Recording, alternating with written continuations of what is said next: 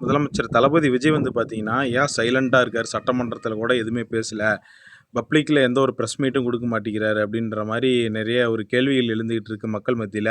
அது ஏன்னு பார்த்தீங்கன்னா, தளபதி விஜய் அவர்கள் வந்து பார்த்தீங்கன்னா, அரசியலுக்கு புதிது ஓகேங்களா?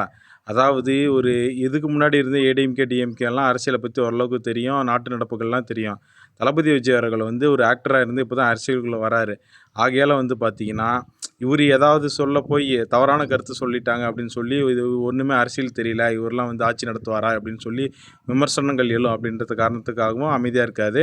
இப்ப 2வது வந்து பார்த்தீங்கன்னா, இப்போ வந்து அரசியல் பழகிட்டு இருக்காரு. அதாவது இன்னும் ஒரு 6 மாத காலம் பார்த்தீங்கன்னா, அமைதியா தான் இருப்பாரு.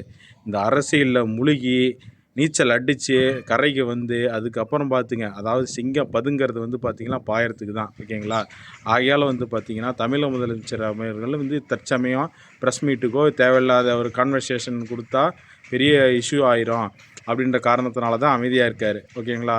தமிழ் மக்கள் வேற எந்த ஒரு காரணமும் இல்ல. இத பத்தி நெனச்சுக்காதீங்க. க கடந்த வருகின்ற 5 வருட காலத்திற்கு முதலமைச்சர் விஜய் அவர்கள் தான் நிரந்தர முதலமைச்சர். அதில எந்த ஒரு மாற்று கருத்தும் கிடையாது.